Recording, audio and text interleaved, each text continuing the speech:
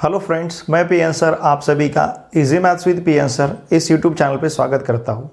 अगर आप इस चैनल पे नए हो तो प्लीज़ इस चैनल को सब्सक्राइब कीजिए, और अगर आपने इस चैनल को सब्सक्राइब किया होगा तो हमारी जो यूट्यूब फैमिली है easy maths with PN sir, इस फैमिली को स्ट्रांग बनाने के लिए आपने जो महत्वपूर्ण योगदान दिया है उसके लिए मैं आपका आभारी हूँ।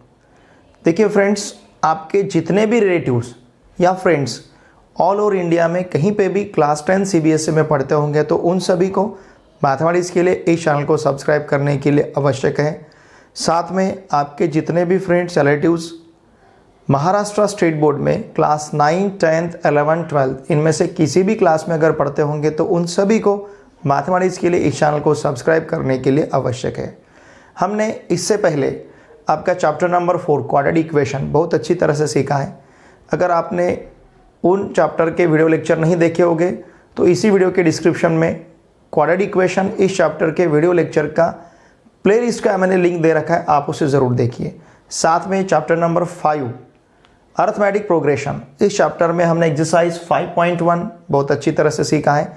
एक्सरसाइज 5.2 में भी क्वेश्चन नंबर 1 से लेके क्वेश्चन नंबर 13 तक के क्वेश्चंस बहुत अच्छी तरह से सीखे हैं।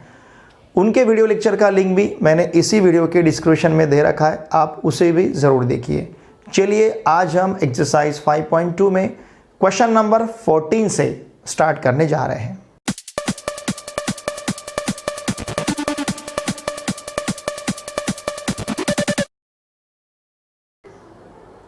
एक्सरसाइज 5.2 के क्वेश्चन नंबर 14 में 10 से लेके 250 तक 4 के कितने मल्टीपल्स रहेंगे, ऐसा यहाँ पे हमें पूछा गया है। 10 से लेके 250 तक देखिए मल्टीपल्स क्या रहेंगे ये देखते हैं पहले हम, मतलब कौन कौन से मल्टीपल रहेंगे। Multiples of 4 between 10 and 250। ठीक है, देखिए 10 से लेके 250 तक कितने मल्टीपल्स रहेंगे 4 के, ये हमें फाइंड करना है। अब हम ये देखते हैं कि 10 से लेके 250 तक जैसे इनिशियली मल्टीपल क्या रहेगा 10 के बाद का, 10 के बाद का 4 का मल्टीपल रहेगा कौन सा 12, बराबर है ना, 3 4 12। फिर इसके बाद 16 4 का डिफरेंस रहेगा, फिर इसके बाद का 20, फिर इसके बाद का 24, इस प्रकार से रहेंगे। अब 250 के पहले 4 का मल्टीपल क्या रहेगा 248, इसको हम 4 से डिवाइड कर सकते हैं, 4 6 24, 4 2 8। तो इस प्रकार से मल्टीपल रहेंगे। अब ये कितने रहेंगे ये यहाँ पे हमें फाइंड करना है। इसे हम एपी कह सकते हैं। Why? Because difference between 2 successive terms is 4। यहाँ पे क्या कहेंगे हम, डिफरेंस बिटवीन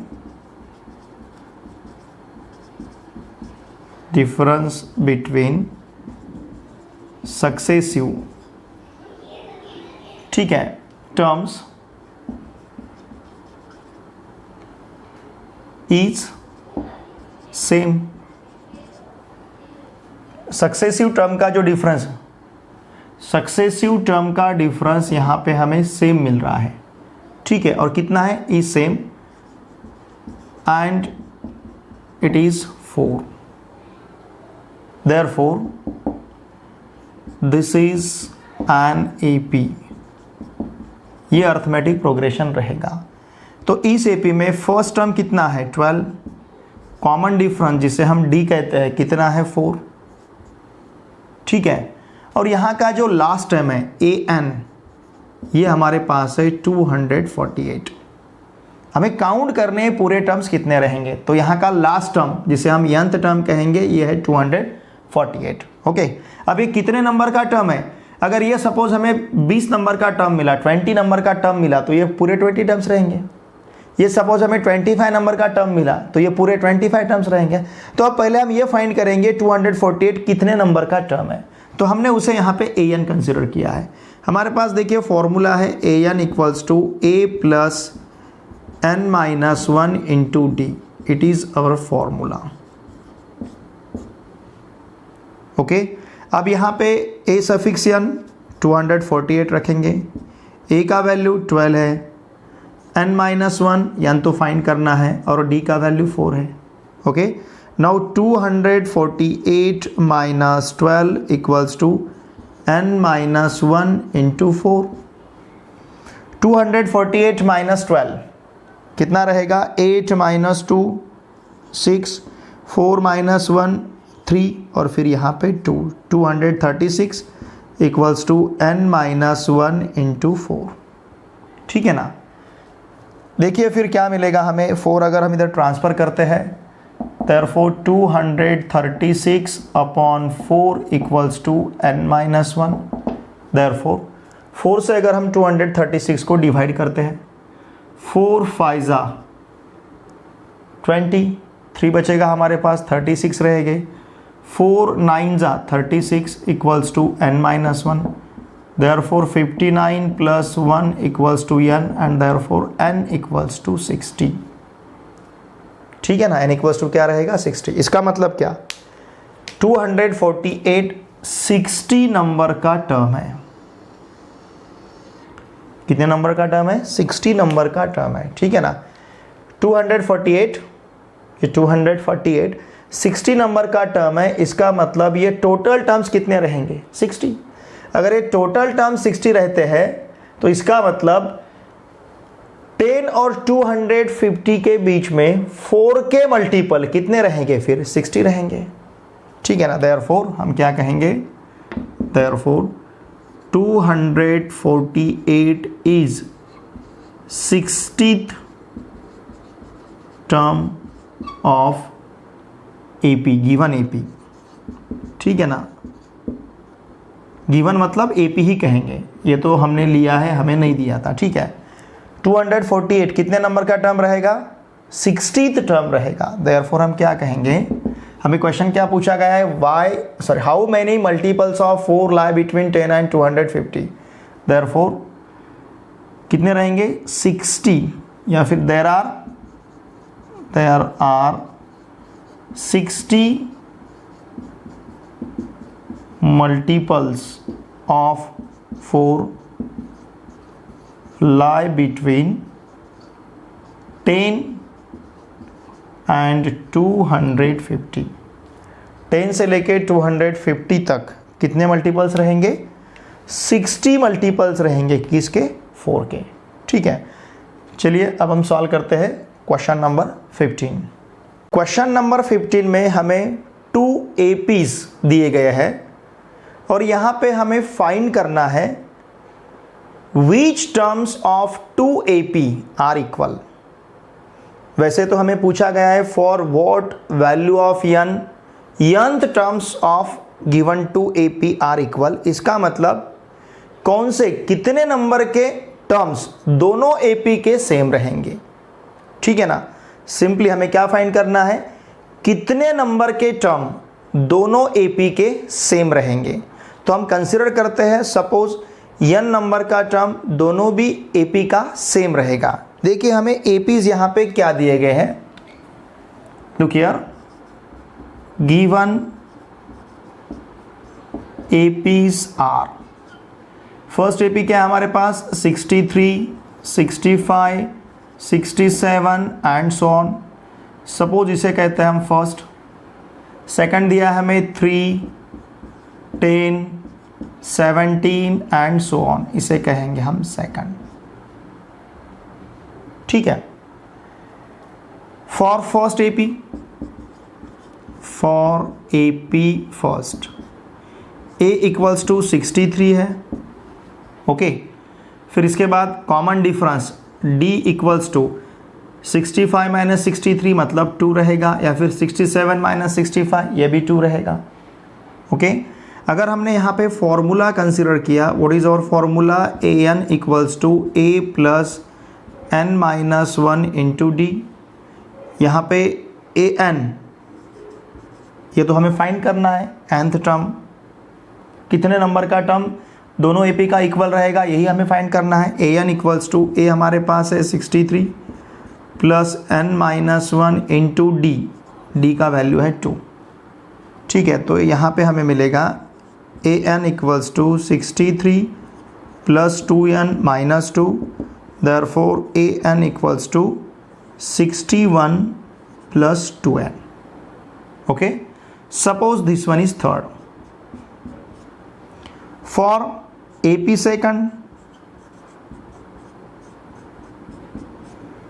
सेकंड के लिए a का वैल्यू मतलब फर्स्ट टर्म कितना है 3, फिर common difference d 10 minus 3 7, 17 minus 10 it is also 7. हमने अगर यहाँ पे फॉर्मूला लिया an equals to a plus n minus 1 into D, it is our formula. ठीक है, ये हमारे पास फॉर्मूला है. अब यहाँ पे a का वैल्यू देखिए क्या रखना है हमें, a equals to 3 plus n minus 1 into D का वैल्यू कितना है 7. Okay, therefore an equals to क्या रहेगा, इस 7 से अगर n माइनस 1 को हम मल्टीप्लाई करते हैं तो 3 plus 7n minus 7, therefore an equals to 3 minus 7 it is minus 4, 7n minus 4. Now suppose this one is fourth. ठीक है, क्या दिया है हमें, अकॉर्डिंग टू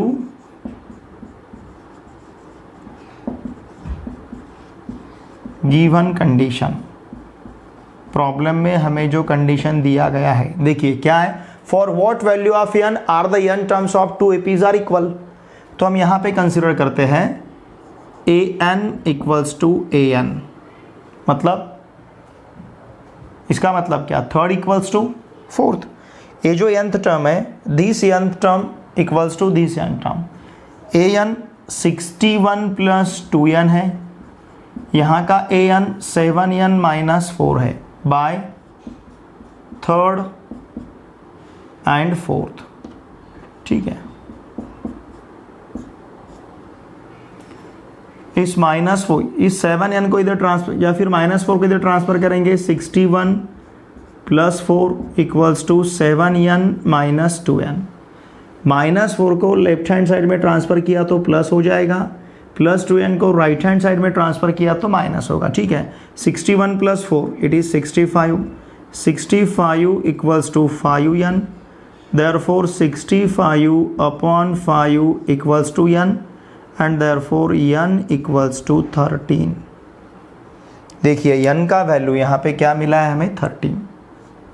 इसका मतलब क्या, देखिए क्वेश्चन हमें क्या पूछा गया था, for what values of n, for what values of n are the n terms of two APs are equal. तो हम क्या कहेंगे, therefore 13th term of given two APs are equal. Okay, हमें जो दो एपी दिए गए हैं, इन दो एपी के कौन से नंबर का टर्म इक्वल रहेगा, 13th नंबर का टर्म इनका इक्वल रहेगा. ठीक है, चलिए अब सॉल्व करते हैं क्वेश्चन नंबर 16. क्वेश्चन नंबर 16 में हमें ऐसा एपी डिटरमाइन करना है जिस एपी का थर्ड टर्म हमें 16 दिया है और उसका 7th टर्म 5th टर्म से 12 से ज़्यादा है. ठीक है ना, तो इस प्रकार का हमें यहाँ पे एपी फाइंड करना है. देखिए हमें यहाँ पे क्या दिया है, A3 equals to third term यहाँ पे है 16. ओके, फॉर्मूला है हमारे पास an equals to a plus n minus 1 into D, it is our formula. Okay, हम क्या करेंगे, इस फॉर्मूला में n इक्वल्स टू 3 सब्स्टिट्यूट करते हैं और third term A3 equals to 16. ठीक है, ये हमें दिया है, इट इज़ गिवन. अब देखिए A3 equals to a plus 3 minus 1 into D. But what is A3? A3 is 16, 16 equals to a plus 2d. इसे हम लिखेंगे a plus 2d equals to 16 and suppose this one is first. Okay, call this first. अब हम 7th और 5th term find करते हैं। Now put n equals to, क्या substitute करेंगे, 7 इन फॉर्मूला। अगर फॉर्मूला में हमने n का वैल्यू 7 सब्स्टिट्यूट किया तो क्या मिलेगा, therefore a7 equals to a plus n का वैल्यू 7 सब्स्टिट्यूट करना है, 7 minus 1 into D, therefore a7 equals to a plus 6d, call this second. Similarly n equals to हम सब्स्टिट्यूट करते हैं 5, 5th टर्म ये भी है यहाँ पे इन फॉर्मूला। ओके, यहाँ पे अगर n का वैल्यू हमने 5 सब्स्टिट्यूट किया, a5 equals to a plus 5 minus 1 into D, therefore a5 equals to a plus 4d, suppose this one is third. ठीक है, अब हमें क्या दिया है, 7th term exceeds the 5th term by 12, it is given, it means 7th term जो रहेगा ये 7th टर्म, ठीक है, 7th टर्म 5th टर्म से 12 से ज़्यादा रहेगा, 12, it is given। Okay, a7 equals to a5 plus 12, therefore अब यहाँ पे अगर हम वैल्यू सब्स्टिट्यूट करते हैं a7 का बाय सेकंड और a5 का बाय थर्ड तो क्या मिलेगा,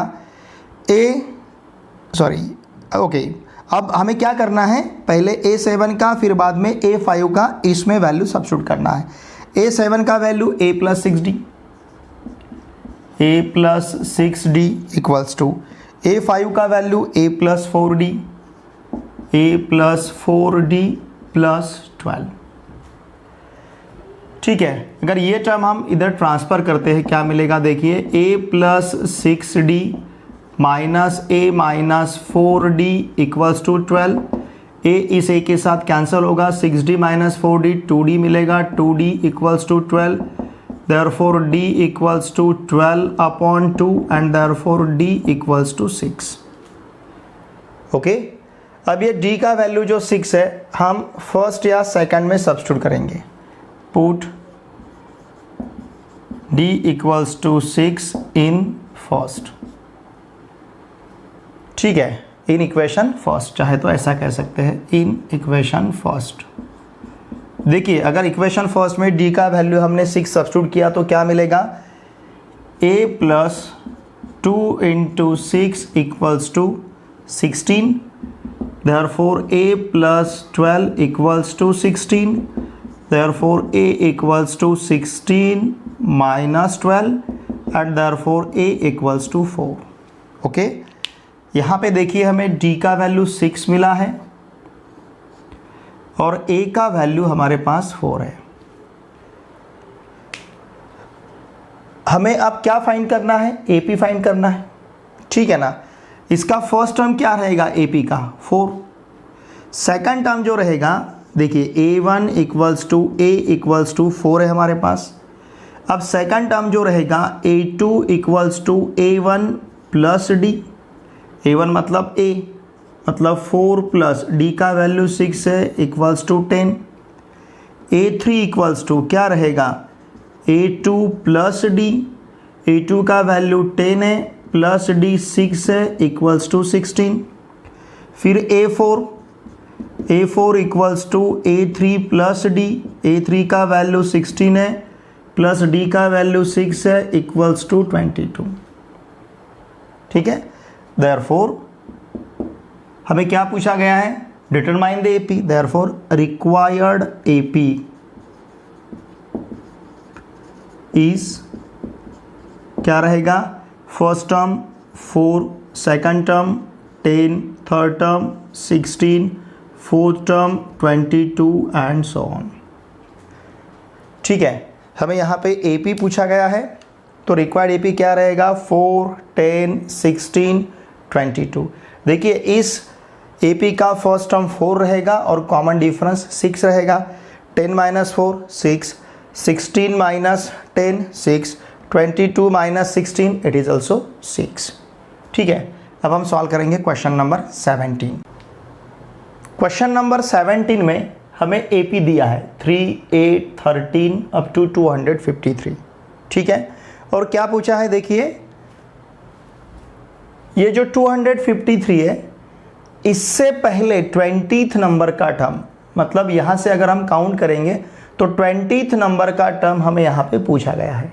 ठीक है, देखिए ध्यान दीजिए, हमें AP क्या दिया है, गिवन AP इज, हमारे पास AP है 3, 8, 13 एंड सो ऑन 253।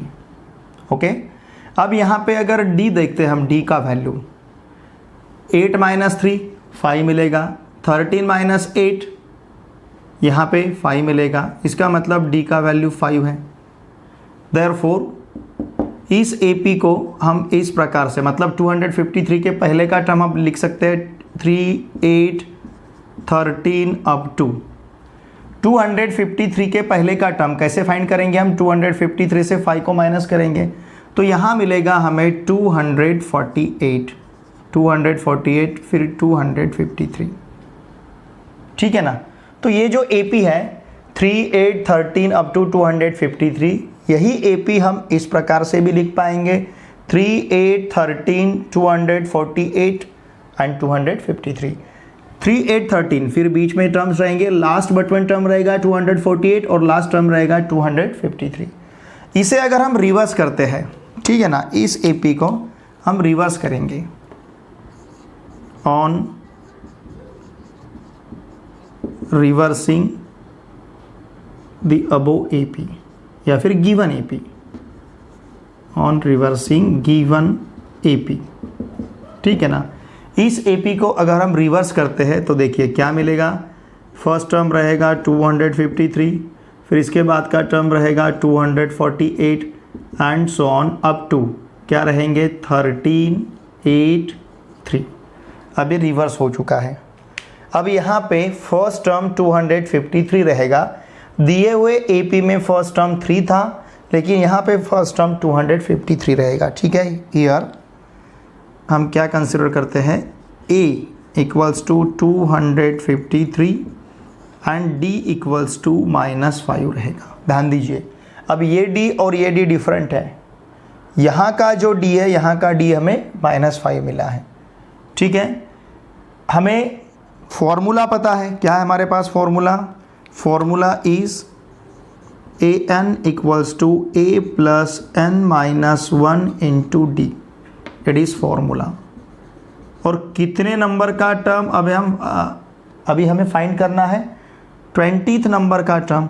तो इस फॉर्मूला में हम n का वैल्यू इस फॉर्मूला में n का वैल्यू हम 20 सब्स्टिट्यूट करते हैं। 20 टर्म हमें फाइंड करना है इस फर्स्ट टर्म से।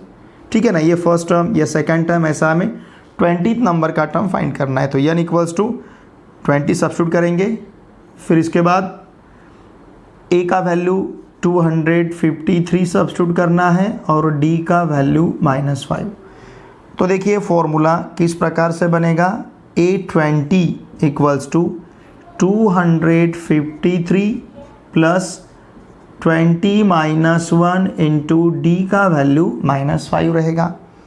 Therefore A20 equals to 253 plus 20 -1 it is 19 -5।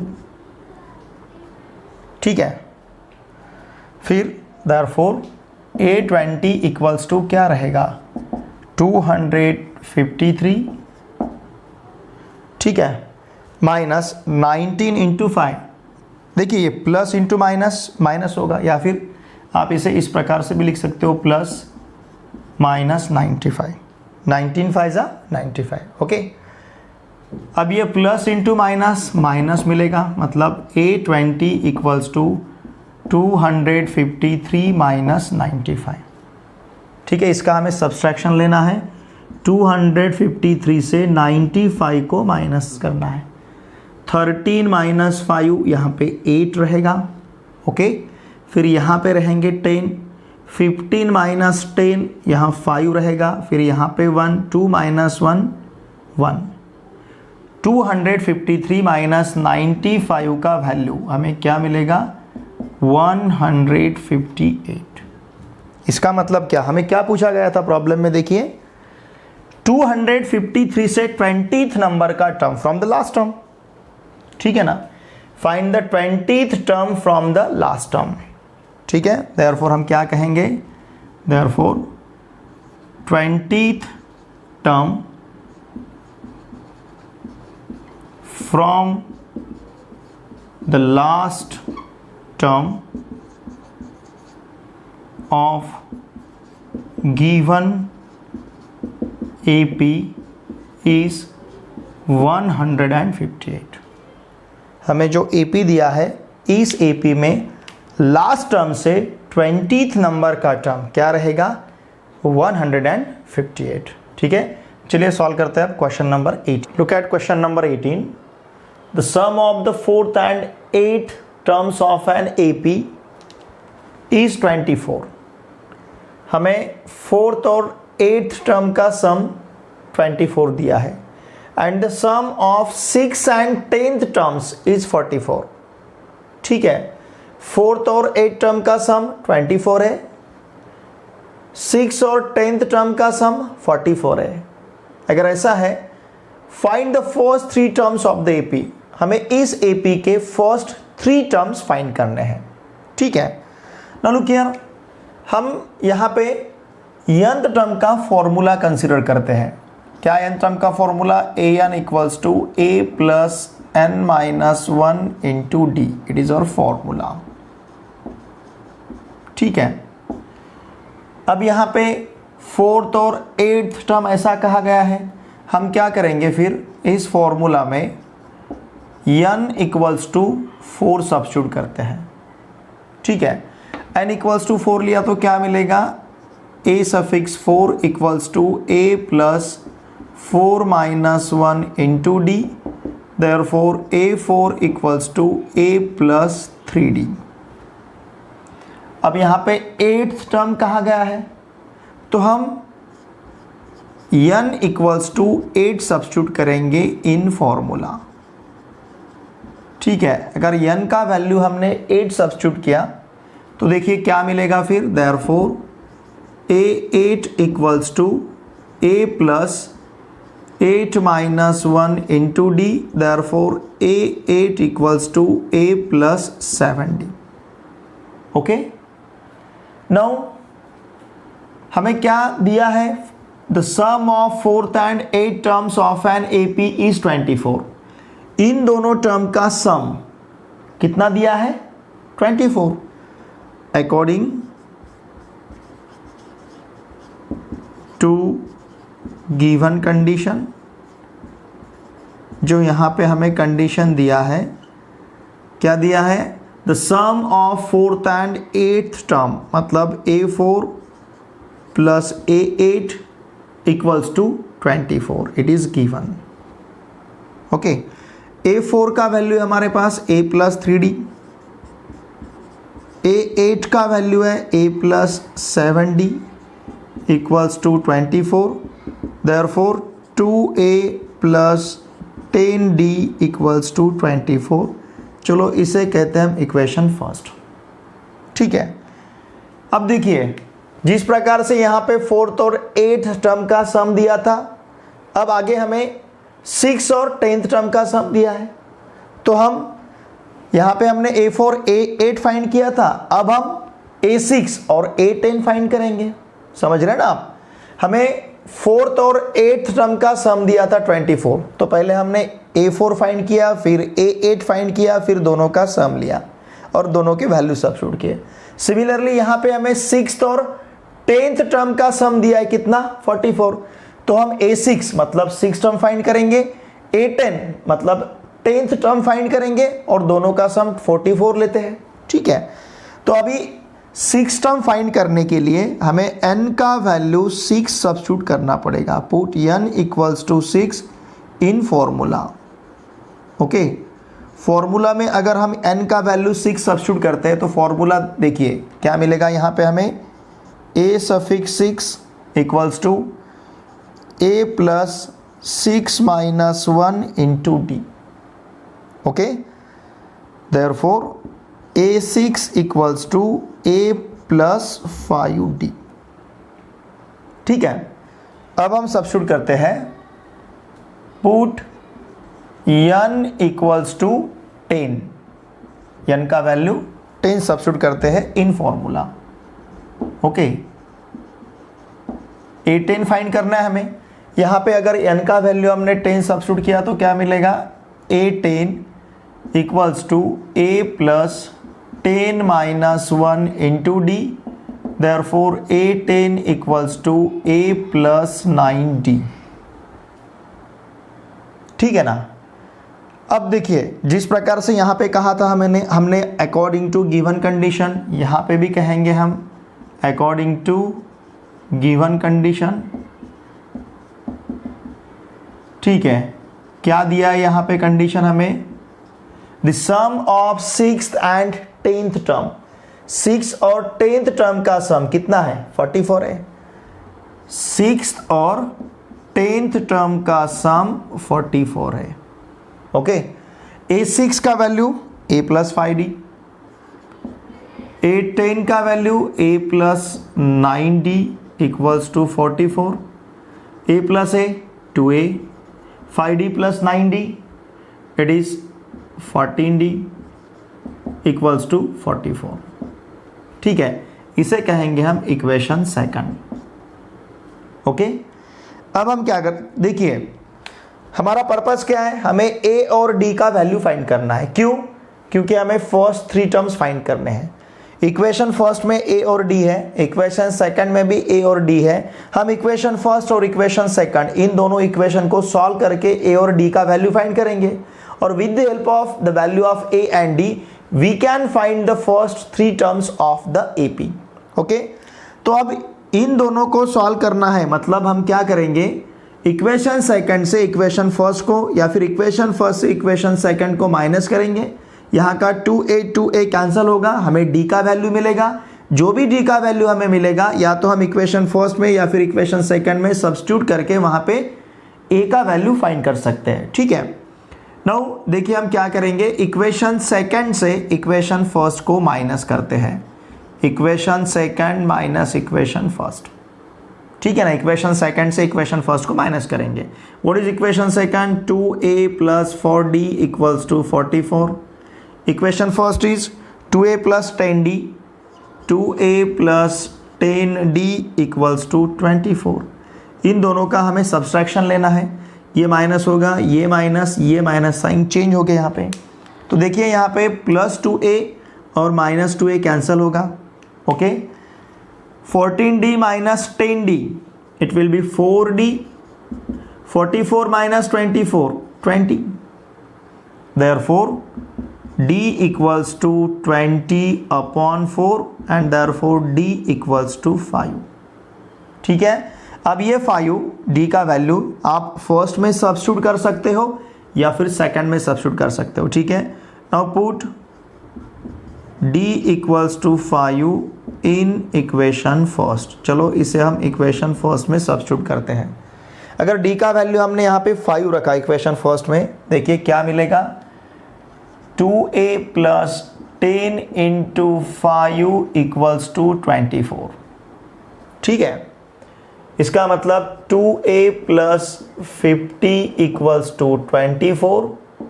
Therefore 2a equals to 24 minus 50. Therefore 2a equals to minus 26. Therefore a equals to minus 26 upon 2 and therefore a equals to minus 13. ठीक है, देखिए हमें d का value 5 मिला है यहाँ पे, और यहाँ पे a का वैल्यू minus 13 मिला है। ठीक है, इन वैल्यूज़ को कंसीडर करके हम फर्स्ट 3 टर्म्स फाइंड कर सकते हैं। a मतलब a1 फर्स्ट टर्म, तो a1 equals to a equals to minus 13 है। ओके, फिर इसके बाद फाइंड करेंगे हम a2, A2 equals to A1 plus D, मतलब -13 + 5 इक्वल्स टू -8। ठीक है ना, A2 equals to A1 plus d, second term. उसी प्रकार से third term A3 equals to A2 plus d. A2 कितना है -8 प्लस डी कितना है 5, तो आंसर मिलेगा -3। देखिए हमें फर्स्ट 3 टर्म्स पूछे गए हैं। फर्स्ट टर्म है -13, सेकेंड टर्म है -8, थर्ड टर्म है -3। देयरफॉर हम क्या कहेंगे, therefore the first 3 terms of the AP के फर्स्ट 3 टर्म्स क्या रहेंगे फिर, -13, -8 एंड -3। ठीक है, AP के फर्स्ट 3 टर्म्स क्या रहेंगे, -13, -8 और -3। ठीक है, चलिए अब हम सॉल्व करते हैं question number 19। Look at question number 19। Subbarao started work in 1995 at an annual salary of rupees 5,000 and received an increment of rupees 200 each year। क्या है देखिए, सुब्बाराव ने वर्क कब स्टार्ट किया था, 1995। ठीक है, और उनका एनुअल सैलरी था ₹5,000, एनुअल सैलरी। ठीक है, क्या हुआ था, received an increment of ₹200 each year, मतलब हर साल उन्हें ₹200 का इंक्रीमेंट मिलता था। जैसे 1995 में उनका सैलरी 5,000 था, 1996 में उनको 200 का इंक्रीमेंट मिलेगा, तो ये सैलरी बनेगा उनका 1996 में 5,000 + 200, 5,200। उस प्रकार से 1997 में और 200 इंक्रीमेंट मिलेगा। हर साल उनको ₹200 वहाँ पे इंक्रीमेंट मिल रहा था। ठीक है, in which year did his income reach ₹7,000। कौन से साल में उनका इंक्रीमेंट जो है, उनका सैलरी जो है, उनका सैलरी कौन से साल में ₹7,000 तक पहुँचेगा।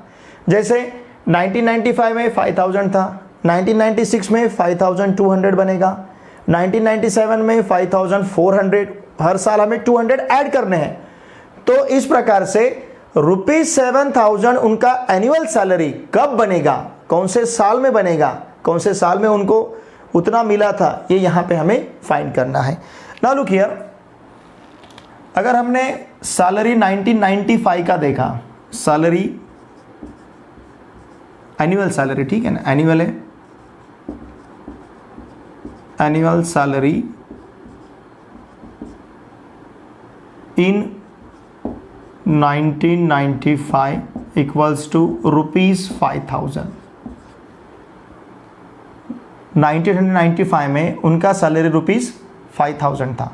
ठीक है, अब एनुअल सैलरी हम क्या कह सकते हैं, एनुअल सैलरी इन 1996 क्या रहेगा, ₹5,000 प्लस ₹200, इंक्रीमेंट है ₹200 का, तो ये रहेगा ₹5,200। ओके, देयरफॉर एनुअल सैलरी इन 1997 कितना रहेगा, ₹5,200 प्लस ₹200 इक्वल्स टू ₹5,400। ठीक है ना, 1995 में 5,000 था, 1996 में 5,200, 1997 में 5,400। तो इस प्रकार से देखिए ये जो सैलरी है, ये सैलरी तो हमें AP जैसे दिख रहा है।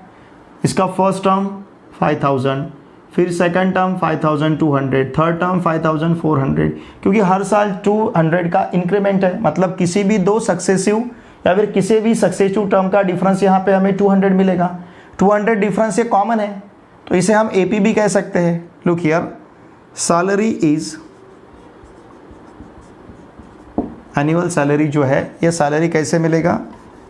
एनुअल सैलरी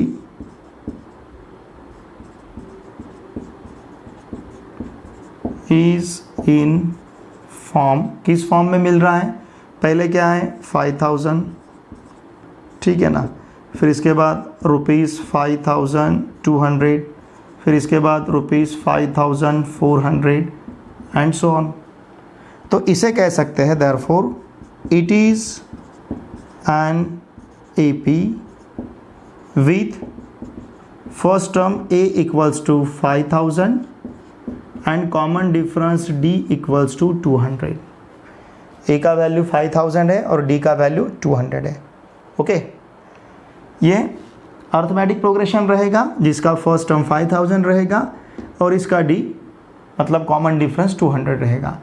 अब हमें in which year his income reach ₹7000, ठीक है, तो हम कंसिडर करते हैं let after n years his salary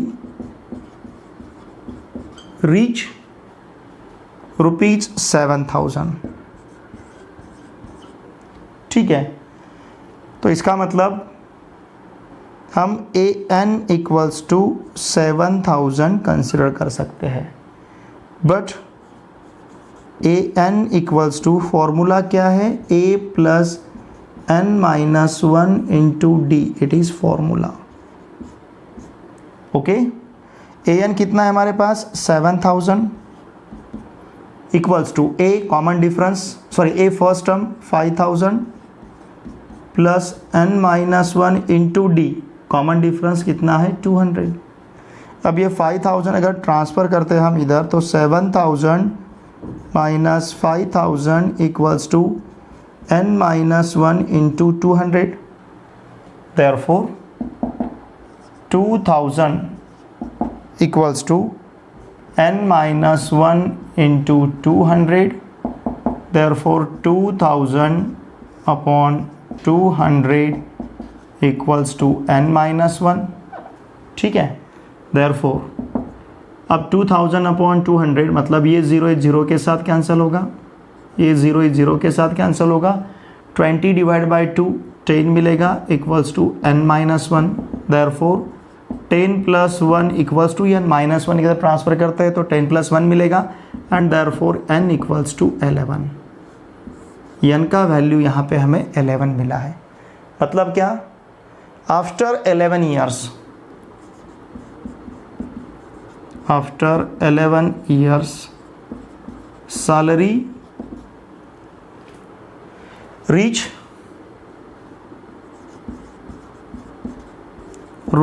₹7000, ठीक है। आफ्टर 11 ईयर्स मतलब 1995 जो है यहाँ से 11 ईयर्स, ठीक है। अब ईयर हमें फाइंड करना है। देखिए year is in the form, year is in the form, year किस फॉर्म में है? फर्स्ट ईयर यहाँ पे था 1995, फिर इसके बाद का ईयर 1996, इसके बाद का ईयर 1997 एंड सो ऑन। ये भी AP है, ठीक है ना। It is an AP with, इसका फर्स्ट टर्म रहेगा 1995, कॉमन डिफरेंस D रहेगा 1। ओके, आफ्टर 11 ईयर्स ये फाइंड करने के लिए हमने ईयर फॉर्म यहाँ पे कंसिडर किया है और फॉर्मूला क्या रहेगा? AN equals to A plus n-1 into D, it is और फॉर्मूला। ओके, यहाँ पे हम n equals to after 11 years n equals to, suppose अगर हम 11 कंसिडर करते हैं, A का वैल्यू 1995 मिलता है हमें और D इक्वल्स टू 1 है, तो क्या मिलेगा? देखिए पुट n इक्वल्स टू 11। क्यों? क्योंकि आफ्टर 11 ईयर्स हमें फाइंड करना है। ओके, तो देखिए क्या मिलेगा? A suffix 11 equals to A का वैल्यू कितना है? 1995, ठीक है ना।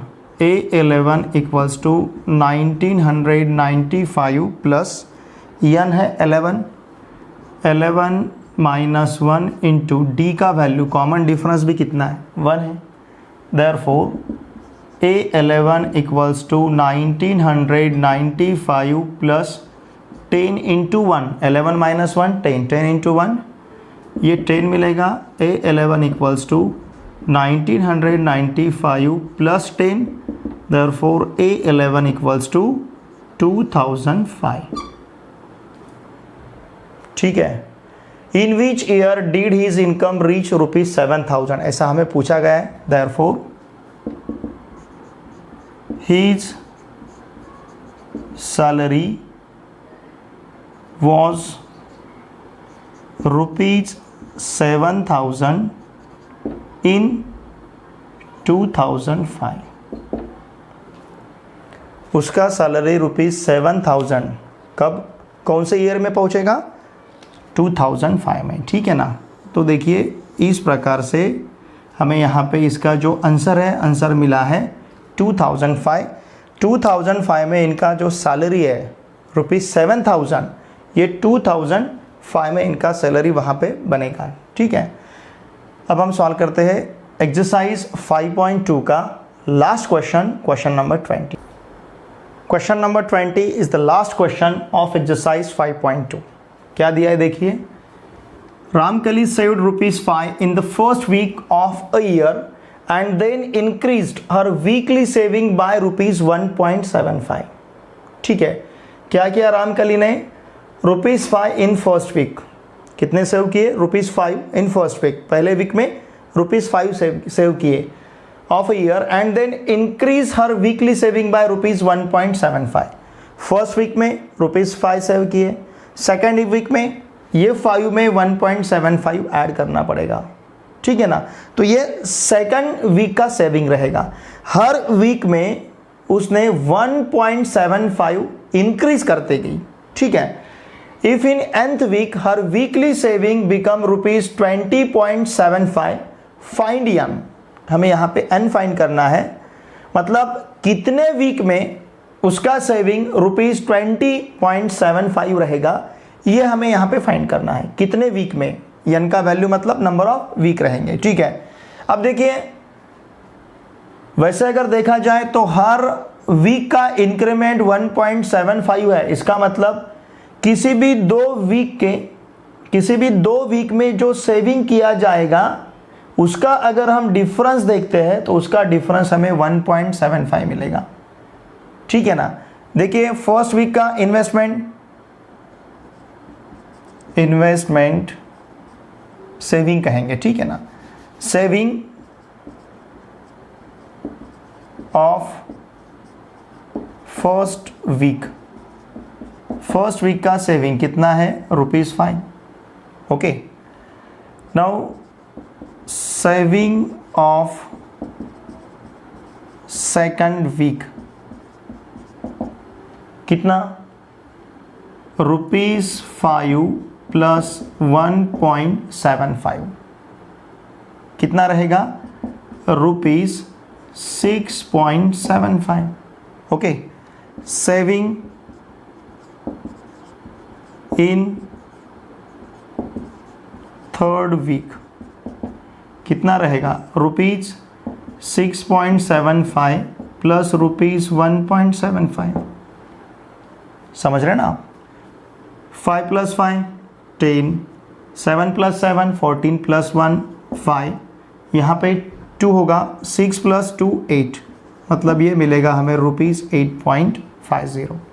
ठीक है ना। तो इस प्रकार से हर वीक का हमारे पास अब सेविंग है। फर्स्ट वीक में कितना सेविंग किया, ₹5। सेकेंड वीक में कितना सेविंग किया, ₹6.75। थर्ड वीक में कितना सेविंग किया, ₹8.50। Saving is in the form क्या है, ₹5, ₹6.75, ₹8.50 and so on. It is an AP. क्योंकि किसी भी दो, सिंस हम ऐसा कह सकते हैं, सिंस सक्सेसिव डिफरेंस या फिर difference between successive terms, since difference between successive terms is same, कितना है, ₹1.75।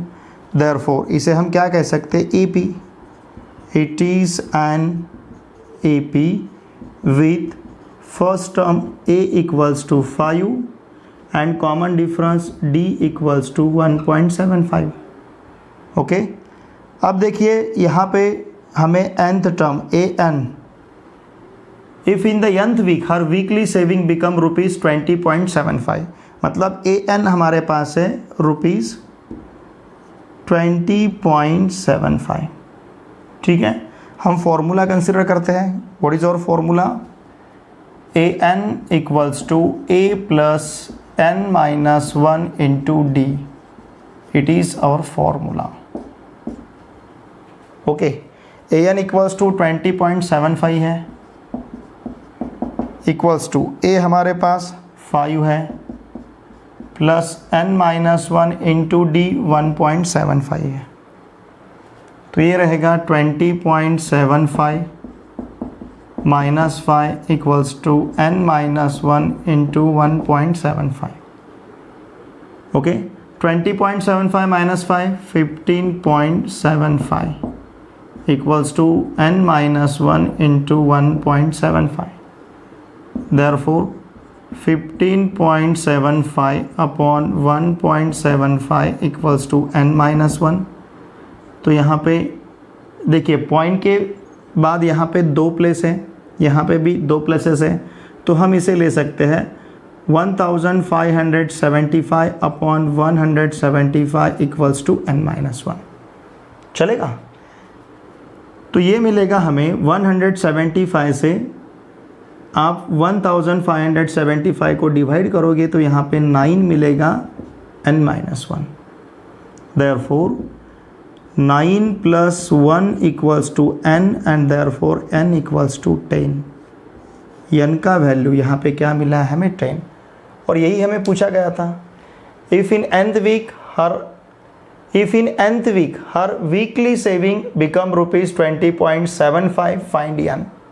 हमें सिर्फ n फाइंड करना था और n का वैल्यू यहाँ पे कितना मिला है हमें, 10 मिला है। ठीक है, n इक्वल्स टू 10। ओके, देखिए स्टूडेंट्स, एक्सरसाइज 5.2 यहाँ पे कंप्लीट होता है। ठीक है, अब नेक्स्ट वीडियो लेक्चर में हम नेक्स्ट पार्ट देखेंगे। मेरी आप सभी से रिक्वेस्ट रहेगी, आपके जितने भी फ्रेंड्स पूरे इंडिया में क्लास 10th CBSE में कहीं पे भी पढ़ते होंगे, तो उन सभी को मैथमेटिक्स के लिए इस चैनल को सब्सक्राइब करने के लिए आवश्यक है। साथ में आपके जितने भी friends Maharashtra state board class 9, 10, 11, 12 इनमें से किसी भी क्लास में अगर पढ़ते होंगे तो उन सभी को मैथमेटिक्स के लिए इस चैनल को सब्सक्राइब करने के लिए आवश्यक है। अब हम मिलेंगे नेक्स्ट वीडियो लेक्चर में। Thanks for watching my video.